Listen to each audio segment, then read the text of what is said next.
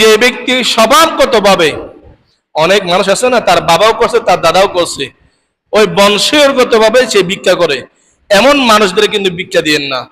কারণ এদেরকে যদি আপনারা ভিক্ষা দেন, সাহায্য করেন, সেই গুনার ভাগীদার কিন্তু আপনাকেও হতে হবে।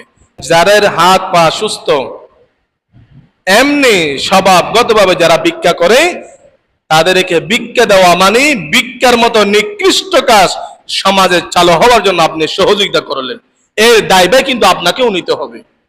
আবার এটা মনে করেন আমি ভিক্ষুকদেরকে ভিক্ষা দেওয়ার জন্য নিষেধ করি নাই, প্রকৃতপক্ষে যারা অভাবী অবশ্যই তাদেরকে দিবেন। হঠাৎ একজন সুস্থ মানুষ আমার সামনে শুয়ে গেছে, শুধু আমাকে খাবার জন্য কিছু দেন, ভাত খাবো, আমাকে 100 টাকা দেন। পাও সুস্থ, হাতও সুস্থ, কথাও বলতে পারে। আমি ঠিক আছে, আসেন ভাত খান, আসেন, যা ইচ্ছা তাহা খাবেন, হোটেলে আসেন। হোটেলে যাবে না, টাকা দিতে হবে।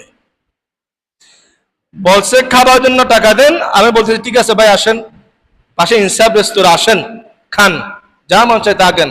এ বললো না, খুঁজ আমাকে টাকা দেন। এ অভাবী ভিক্ষুক নয়, এ স্বভাবী ভিক্ষুক, স্বভাবগত ভিক্ষুক। এ আপনার কাছ থেকে টাকা নিয়ে এই ধরনের সুস্থ মস্তিষ্কে মানুষগুলো পিছনে গিয়ে গাঁজা খায়, মদ খায়, গাঁজা খায়, নেশা করে।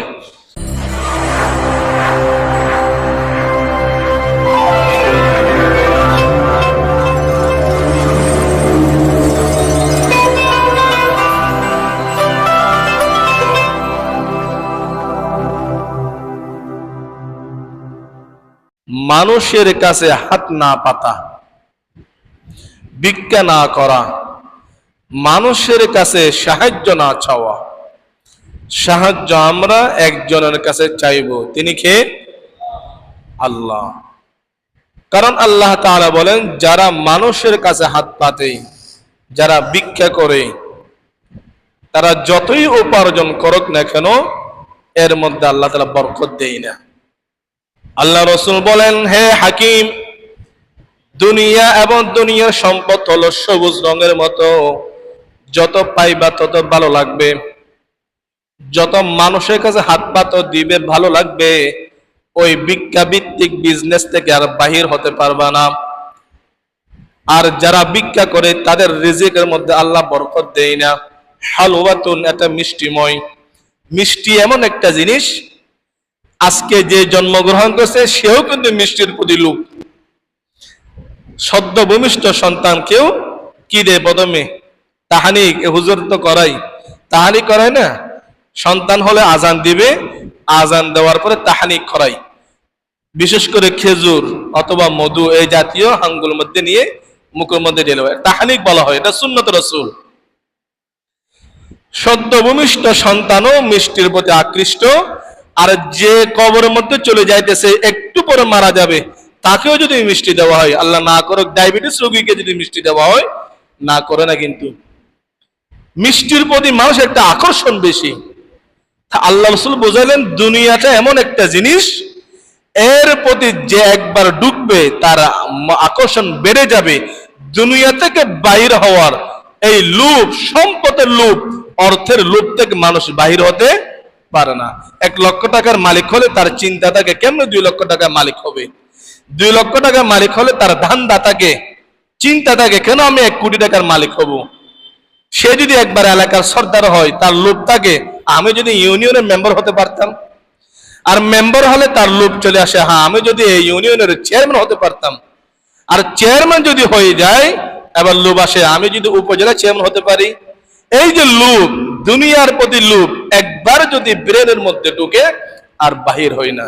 সগেরা লোক মায়ে হারগেজে ফারামোশ, সগেরা লোক মায়ে হারগেজে ফারামোশ। একবার যদি কারোর মধ্যে এই লোভটা যদি চলে আসে, সহজে বের হয় না। এজন্য রাসূল আকরাম সাল্লাল্লাহু আলাইহি ওয়াসাল্লাম বলেন, ইন্নাদ দুনিয়া খাজিরাতুন হালওয়া, এটা সবুজ মিষ্টি ভালো। মান আখাযাহু বিহাক্কিহা বুরিকা লাহু ফীহি, যে দুনিয়াকে হালাল ভাবে কামাই করবে, হালাল খুশি মনে ইনকাম করবে, পরিশ্রমের মাধ্যমে যে আদায় করবে, বুরিকা লাহু ফীহি, সেখানে বরকত দেওয়া হয়। ওয়ামান আখাযাহু বিআশরাফি নাফসিন, যে অর্থ সম্পদ ইনকাম করে নিজের সম্মানটুকু মাটির মধ্যে মিটাই দিয়া মানুষের কাছে হাত পেতে বেইজ্জতি সহকারে যে ইনকাম করে, লাম ইউবারিক লাহু ফিহি, আল্লাহ সুবহানাহু সেখানে কি নেই? বরকত নেই। এজন্য জীবনে যদি বরকত পেতে চান, মানুষের কাছে হাত পাতবেন না। হাত পাতা দুই ধরনের আছে। একটা হলো প্রকাশ্যে হাত পাতা, মসজিদের দরজার সামনে দাঁড়িয়ে, বাজারে গিয়ে লজ্জা শরম বাদ দিয়ে হাত পাতা। আর একটা হাত পাতা হলো গোপনে, অফিসের মধ্যে বসে বসে, অফিসের মধ্যে বসে বসে মানুষ হাত পাতেন। এই হাত পাতার ধরনটা কিন্তু ভিন্ন। যাদের মধ্যে এই অভ্যাস, তাদের জীবন নিয়ে আপনি একটু চিন্তা করেন। শান্তি নাই, নিজের শরীর নিয়েও শান্তি নাই, পরিবার নিয়েও শান্তি নাই। যারা দেখবেন মানুষের কাছে হাত পাতে নেই, যে যেভাবে নেক, তারা শান্তির মধ্যে নেই। এই জন্য আল্লাহ রাসূল বলেন, হায়াত, রিজিক সব কিছুর মধ্যে বরকত চাইতে হলে ভিক্ষা ভিত্তিক বিজনেস বাদ দিয়ে দেন। আপনাদের একটা লম্বা হাদিস শোনাই, এটা আপনারা শুনলে বুঝতে পারবেন। যারা ভিক্ষা করে আমরা তাদেরকে দিই, যার যতটুকু সামর্থ্য আছে দিই, কিন্তু দেওয়ার সময় দেখবেন যে আপনার কাছে চাইতেছে সে মানুষটা কিরকম। সুস্থ মানুষ, হাত ঠিক আছে, পাও ঠিক আছে, ভিক্ষা করবেন কেন? আর তাকে যদি আপনি ভিক্ষা দেন, তাহলে আপনি একটা খারাপ কাজ করার মধ্যে সহযোগিতা করলেন। এই জন্য আল্লাহ রাসূল ভিক্ষা দেওয়ার সময় কাকে দিতেছেন এটা দেখার জন্য বলছেন। 3 শ্রেণীর মানুষকে ভিক্ষা দেওয়া জায়েজ। তিনটা বিষয়ে ভিক্ষা দিতে পারবেন, এছাড়া ইসলাম কিন্তু আপনাকে আর ভিক্ষা দেওয়া নেওয়ার অনুমতি দেয় নাই। কয় শ্রেণীর মানুষকে? 3 শ্রেণীর মানুষকে। আমি আপনাদের হাদিস নয় বুঝবেন, এটা বুখারীর হাদিস, আবু দাউদের মধ্যে হাদিসটি পাবেন। হাদিসের বর্ণনাকারী সাহাবী আনাস রাদিয়াল্লাহু তাআলা আনহু, তিনি বর্ণনা করেন, ইন্না রাজুলান আতান নাবিয়্যা সাল্লাল্লাহু আলাইহি ওয়াসাল্লাম ইয়াসআলুহু, আনসারী একজন সাহাবী আল্লাহর রাসূলের কাছে আসলেন। মুহাজির নয়। কোন সাহাবী বলেন না? আনসারী সাহাবী। ইয়াসআলুহু, কিছু চাওয়ার জন্য। রাসূলকে বললেন, আমাকে কিছু দেন। ফাকালা রাসূলুল্লাহ, আমা ফি বাইতিকা শাইউন, সাহাবী তোমার বাড়িতে কিছু নেই? তোমার বাড়িতে কিছু নেই? ফাকালা বালা ইয়া রাসূলুল্লাহ, আছে 2টা জিনিস। একটা হলো হিলসুন, কম্বল, নালবিসু বাযহু ওয়া নাবসুতু বাযা, যার কিছু অংশ আমি পড়ি আর কিছু অংশ আমি বিছাই। একটা সম্বল, আরেকটা ওয়াকাবুন নাশরাবু ফীহিল মা, একটা মগ আছে, গ্লাস, যেটা দিয়ে আমরা কি খাই? পানি পান করি। এই 2টা জিনিস ছাড়া আমার বাড়িতে আর কিছু। সে সাহাবী রাসূলের কাছে সহযোগিতার জন্য আসলেন। আর আমাদের সমাজ যারা আমাদের কাছে সহযোগিতার জন্য আসে, তার বাড়ি কিন্তু আমার চেয়ে 1000 গুণ ভালো। সবকিছু থাকার পরেও ভিক্ষার জন্য আসে। এই আনসারী সাহাবীর বাড়ির মধ্যে একটা বিছানা আর একটা গ্লাস ব্যতীত কিচ্ছু নাই। সেই সাহাবী রাসূলের কাছে আসলেন কিসের জন্য? সহযোগিতার জন্য, সাহায্যের জন্য। আল্লাহ রাসূল বললেন, ইতিনি বিহিমা, যাও বাড়িতে গিয়ে ওই 2টা জিনিস আমার কাছে নিয়ে আসো, তোমাকে সাহায্য করা যাবে না। সাহাবী গেলেন, বাড়িতে গিয়ে কম্বল এবং গ্লাসটা নিয়ে আসলেন। ফাতাহু বিহিমা, নিয়ে আসলেন। ফাআখাযাহুমা রাসূলুল্লাহ সাল্লাল্লাহু আলাইহি ওয়াসাল্লাম, এবার আল্লাহ রাসূল কম্বল এবং গ্লাসটা হাতে নিলেন। হাতে নিয়ে নিলাম ডাকতেছে, মাইয়াশতারিহিমা, হে সাহাবী কে আছো এই গ্লাস এই কম্বল কিনবে আমার কাছ থেকে? নিলামি ব্যবসা আমাদের দেশে হয় না? আমাদের দেশে তো ডুপ্লিকেট নিলাম হয়। আসল মালিক থেকে আগে গোপনে এক ধরনের নিয়ে পরে মানুষকে ঠকায়, এটা জায়েজ নেই। সৎভাবে নিলাম, এটা জায়েজ। আল্লাহ রাসূল বললেন, মাইয়াশতারিহিমা, কে ক্রয় করবা এই কম্বল এই গ্লাস? ফাকালা রাজুলুন আনা আখিযুহুমা ইয়া রাসূলুল্লাহি বিদিরহামিন, ইয়া রাসূলুল্লাহ আমি এক দিরহাম দিব, এক দিরহাম দিলে আমাকে দিয়ে দেন। ফাকালা নবিয়্যু মান ইয়াজিদু আলা দিরহামিন, না, এক দিরহামের চাইতে বেশি কেউ দিবে? মাররাতাইন আও সালাস, দুইবার অথবা তিনবার আল্লাহ রাসূল ডাক দিলেন। ফাকালা রাজুলুন আখারু, দ্বিতীয় আরেকজন সাহাবী দাঁড়িয়ে বললেন, আনা আখিযুহুমা বিদিরহামাইনি ইয়া রাসূলুল্লাহ, ইয়া রাসূলুল্লাহ আমি 2 টাকা দিব, আমি 2 দিরহাম দিব। দুইটা জিনিস কয় টাকা দিব? 2 দিরহাম। ফাআতাহুমা ইয়াহু, আল্লাহ রাসূল দিয়ে দিলেন, ঠিক আছে 2 দিরহাম দাও। এই 2 দিরহাম আল্লাহ রাসূল হাতে নিয়ে ওই আনসারী সাহাবী যে সাহায্যের জন্য রাসূলের কাছে আসলো তাকে ডাকলেন। ফাআতাহুমাল আনসারিয়া, আনসারী সাহাবীকে 2 টাকা দিলেন, দিয়ে বলতেছে ইশতার বিআহাদিহিমা তুআমা, এক দিরহাম নিয়ে বাজারে গিয়ে বাড়ির জন্য যা যা দরকার খাবার সব কিনে নিয়ে আসো। ওয়ান বিজহু ইলা আহলিকা, বাড়িতে দিয়ে আসো। ওয়াশতার বিল আখরি কদুমা, আর এক দিরহাম দিয়ে একটা কুড়াল কিংবা কুড়াল, লাকড়ি সিরিজে কুড়াল নাই, কুড়াল নিয়ে আসো একটা। ওই সাহাবী 2 টাকা নিয়ে বাজারে গেছে, 1 টাকা দিয়ে ঘরের জন্য রুটি আটা খাবার যা লাগে তা ক্রয় করে আর 1 টাকা দিয়ে কুড়াল কিনছে। বাড়ির মধ্যে খাওয়া দাওয়া দিয়ে এসে রাসূলের কাছে আসলেন। ফাআখাযাহু রাসূলুল্লাহ সাল্লাল্লাহু আলাইহি ওয়াসাল্লাম, আল্লাহ রাসূল কুড়ালটা হাতে নিলেন। ফাশাদ্দা ফীহি বিয়াদিহি উদা, আচ্ছা দা কুড়াল এগুলো গাছের সহযোগিতা লাগবে না?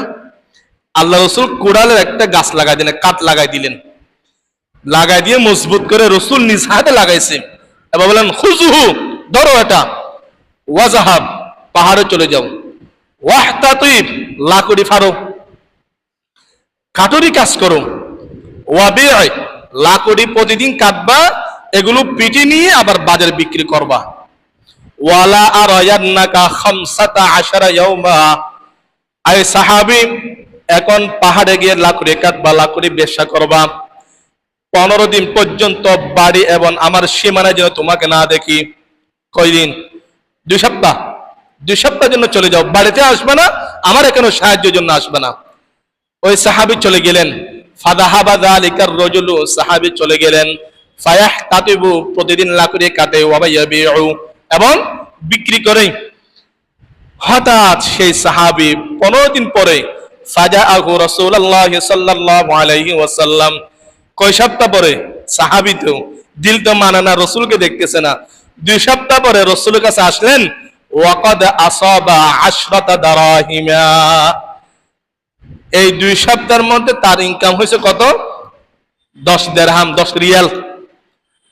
ফাশতারা বিবাযিহি তুআমান ওয়া বিবাযিহি সাওবা, এই 10 টাকার মধ্যে কিছু টাকা দিয়ে কিছু কাপড় কিনছে তার নিজের জন্য, পরিবারের জন্য, আর কিছু টাকা দিয়ে বাড়ির জন্য খাবার দাবার রসদপাতি সবগুলি কিনলো। তার কাছে অতিরিক্ত 2 থেকে 3 টাকা জমা আছে আরো। এই অবস্থায় সে রাসূলের সাথে সাক্ষাৎ করার জন্য আসলো।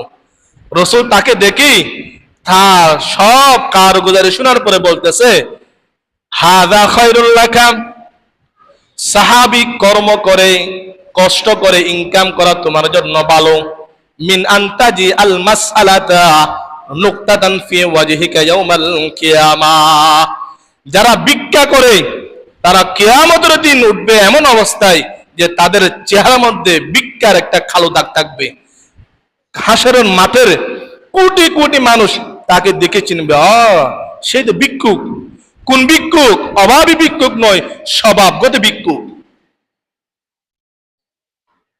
তাহলে স্বভাবগত ভিক্ষা যারা করে কিয়ামতের দিন শাস্তি হিসাবে তাদের কপালে একটা দাগ থাকবে। তারা লজ্জা শরমে হাজারো চেষ্টা করে সেটা লুকাইতে পারবে না। এই জন্য আল্লাহ রাসূল বললেন, ইন্নাল মাসআলা লা তাসলুহু ইল্লা লিসালাস, 3 সূরত 3 পরিস্থিতি ছাড়া ভিক্ষা করার অনুমতি নেই। 1 নম্বর লিযি ফাকরিন মুকিইন, এমন দারিদ্রতা আপনাকে হ্রাস করলো, এমন গরিব হয়ে গেলেন, নিঃস্ব হয়ে গেলেন, এখন খাওয়ার পরে সন্ধ্যাবেলা কি খাবেন এইটুকু সামর্থ্য আপনার নেই। আপনি যদি ভিক্ষা না করেন তাহলে না খেয়ে আপনাকে মারা যেতে হবে। এমন পরিস্থিতির মধ্যে যদি কেউ পড়ে, আল্লাহ বলেন এমন দারিদ্রতা যদি কারো জীবনে চলে আসে, তার জন্য ভিক্ষা করার অনুমতি আছে। 2 নম্বর, আও গুরমিন মুফসিআইন, অর্থ সম্পদশালী ব্যক্তি, সুস্থ মানুষ, কিন্তু বাড়ি করতে গিয়া, কোনো কাজ করতে গিয়া ঋণগ্রস্ত হয়ে গেছে, ঋণী হয়ে গেছে, এমন ঋণী হয়ে গেছে সময় মতো যদি ঋণ পরিশোধ করতে না পারে, তার ইজ্জত, পরিবারের ইজ্জত সবকিছু মাটির মধ্যে মিটে যাবে। আল্লাহ বললেন এমন ঋণগ্রস্ত মানুষের জন্য ভিক্ষা করার অনুমতি আছে। আউলিদি দমিন, 3 নম্বর, যে ব্যক্তি মানুষকে হত্যা করলো অন্যায়ভাবে। এখন ইসলামী হুকুমত, যে দেশে ইসলামী হুকুমত চলে, আমাদের দেশে নয়, তাহলে ইসলামী হুকুম হলো হত্যার পরিবর্তে হত্যা। এখন সে যদি ক্ষতিপূরণ দিতে না পারে, তাকে মারা যেতে হবে। এমন ব্যক্তিও ক্ষতিপূরণ দেওয়ার জন্য মানুষ ভিক্ষা করতে পারবে। এই 3 পদ্ধতি ব্যতীত স্বাভাবিকভাবে ভিক্ষা করার অনুমতি ইসলাম, শরীয়ত, কোরআন, হাদিস আমাদেরকে দেয়নি। এখন যাদের হাত পা সুস্থ, এমনি স্বভাবগতভাবে যারা ভিক্ষা করে, তাদেরকে ভিক্ষা দেওয়া মানে ভিক্ষার মতো নিকৃষ্ট কাজ সমাজে চালু হওয়ার জন্য আপনি সহযোগিতা করলেন, এর দায়ভার কিন্তু আপনাকেও নিতে হবে। আবার এটা মনে করেন আমি ভিক্ষুকদেরকে ভিক্ষা দেওয়ার জন্য নিষেধ করি নাই, প্রকৃতপক্ষে যারা অভাবী অবশ্যই তাদেরকে দিবেন, এবং দেওয়ার কথা এখানে অনেকবার বলা হয়েছে। যারা আসলে গরিব, অসহায়, চলার মতো সামর্থ্য নাই, তাদেরকে দিবেন। কিন্তু যে ব্যক্তি স্বভাবগতভাবে, অনেক মানুষ আছে না, তার বাবাও করছে, তার দাদাও করছে, ওই বংশীয়গতভাবে সে ভিক্ষা করে, এমন মানুষদের কিন্তু ভিক্ষা দিয়েন না। কারণ এদেরকে যদি আপনারা ভিক্ষা দেন, সাহায্য করেন, সেই গুনার ভাগীদার কিন্তু আপনাকেও হতে হবে। আমি গত কুরবানের আগে আমের বাদ গেছি লোহাগাড়া, হঠাৎ একজন সুস্থ মানুষ আমার সামনে শুয়ে গেছে, শুধু আমাকে খাবার জন্য কিছু দেন, ভাত খাবো, আমাকে 100 টাকা দেন। পাও সুস্থ, হাতও সুস্থ, কথাও বলতে পারে। আমি ঠিক আছে, আসেন ভাত খান, আসেন, যা ইচ্ছা তাহা খাবেন, হোটেলে আসেন। হোটেলে যাবে না, টাকা দিতে হবে। বলছে খাবার জন্য টাকা দেন, আমি বলছি ঠিক আছে ভাই আসেন, পাশে ইনসাফ রেস্তোরাঁ, আসেন, খান, যা মন চায় তা খান। এ বললো না, খুঁজ আমাকে টাকা দেন। এ অভাবী ভিক্ষুক নয়, এ স্বভাবী ভিক্ষুক, স্বভাবগত ভিক্ষুক। এ আপনার কাছ থেকে টাকা নিয়ে এই ধরনের সুস্থ মস্তিষ্কে মানুষগুলো পিছনে গিয়ে গাঁজা খায়, মদ খায়, গাঁজা খায়, নেশা করে। খবিসরাতু তাআহুদুকুনি ওয়া বানাওয়াজি, খবিসরাতু তাআহুদুকুনি ওয়া বানাওয়াজি, বদৌলতে দো গুনামে কোনাতে বামবাজি। নেশাগ্রস্ত, গাঁজাখোর, মদখোরদেরকে যদি আপনি সহযোগিতা করেন, গুনার ভাগী কিন্তু আপনিও হবেন। আপনার কাছে আপনার ছেলে হাত পাচ্ছে কি জন্য? মোবাইলে জিবি ডাউনলোড করার জন্য। জিবি বলে কি করবে? খেলা দেখবে, নাটক দেখবে, সিনেমা দেখবে। আপনি যদি আপনার সন্তানকে এমবি ভরার জন্য টাকা দেন, জিবি ভরার জন্য, যে জিবি এমবি দিয়ে সে মোবাইলে গুনাহ করবে, এর ভাগ কিন্তু আপনাকেও নিতে হবে। খবিসরাতু তাআখুদুকুনি ওয়া বানাওয়াজি, বদৌলতে তু গুনামে কোনাতে বামবাজি। বাবা টাকা দেন, কি যাব বলে? একটু ভ্রমণে যাব। ছেলে মেয়ে একসাথে ভ্রমণে গেছে, কি করতেছে যাচাই করে নাই। আপনার ছেলে আপনার কাছ থেকে টাকা নিয়ে যদি লেকে গিয়ে কক্সবাজার গিয়ে গুনাহ করে, সে গুনার ভাগ কিন্তু আপনাকেও নিতে হবে। মোহতারাম হাজিরিন, বলতেছিলাম ভিক্ষা ভিত্তিক বিজনেস যারা করে তাদের কোনো কিছুতে বরকত নেই। এজন্য আমরা যদি আমাদের হায়াতে, আমাদের রিজিকে, আমাদের সব কিছুতে যদি বরকত পেতে চাই, এই ভিক্ষা আমাকে বাদ দিতে হবে। মানুষের কাছে হাত পাতাতে আমাদেরকে বাদ দিতে হবে। আল্লাহ তাআলা সবাইকে এই নিকৃষ্ট গৃহীত কাজ থেকে হেফাজত করুন, আমিন।